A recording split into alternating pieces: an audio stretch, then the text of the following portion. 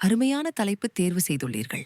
இது பக்தி, பகவானின் அருள் மற்றும் சூரிய பூஜையின் மகிமையை இணைக்கும் அழகான ஒரு தெய்வீக கதை.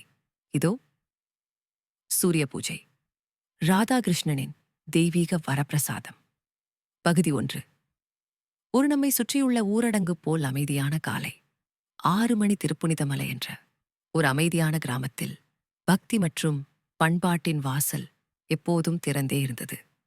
அந்த கிராமத்தில் வாழ்ந்த ராதா அல்லம் மற்றும் கிருஷ்ணன் யாப் என்ற தம்பதியினர் எளிமையான வாழ்க்கையை இழுத்துக் கொண்டிருந்தனர்.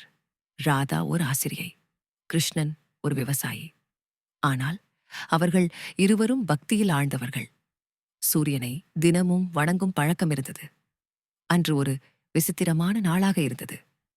கிராமத்தில் ஒரு நோய் பரவத் தொடங்கியது. மக்கள் ஒரு பக்கமாக சோகத்தில் மூழ்கினர்.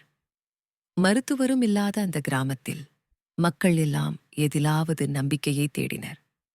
ராதா தன் குடும்பத்தையும் கிராமத்தையும் காக்க வேண்டும் என்ற நோக்கில் 41 நாட்கள் சூரிய பூஜை செய்யத் தொடங்கினார். அன்று முதல் ராதா வானத்தை நோக்கி, பசுமைத் தரையில் நின்று கதிரவனை நோக்கி இந்த மந்திரத்தை கூறத் தொடங்கினார். ஓம் ஆதித்யாய நமஹா, ஓம் சவித்ரே நமஹா, ஓம் பாஸ்கராய நமஹா. காலையிலிருந்து மதியம் வரைக்கும் உணவு இல்லாமல் விரதம். மாலை பூஜை. பக்தியின் தீவு போல ஒவ்வொரு நாளும் அந்த பூஜையின் ஒலி கிராமம் எங்கும் பரவியது. ஆனால் 10ஆம் நாளில் ஒரு விந்தையான சம்பவம் நடந்தது. ராதா பூஜை முடித்து கோவிலில் சென்று வந்தபோது கிருஷ்ணனின் முகம் சூரிய ஒளியில் பிரகாசித்து கண்ணுக்குப் பட்டது. அதுவரை எப்போதும் சோர்வாகவே இருந்த கிருஷ்ணன் அன்று முதல் அலுமினியத்தைப் போல ஒளிவிட்டார். அவர் பேசும் வார்த்தைகளில் ஓர் எழுச்சி, ஓர் அமைதி, ஒரு தெய்வீக நம்பிக்கை தோன்றியது. ராதா, சூரியன் நமக்கு ஒளியே கொடுக்க மாட்டான். அவன் நம் வாழ்க்கைக்கும் புனிதத்தையும் சேர்த்து தரப்போகிறான் என்றார். அதிலிருந்தே கிராமத்தில் ஒரு புதிய மாற்றம் பிறக்க ஆரம்பித்தது. தொடரும்.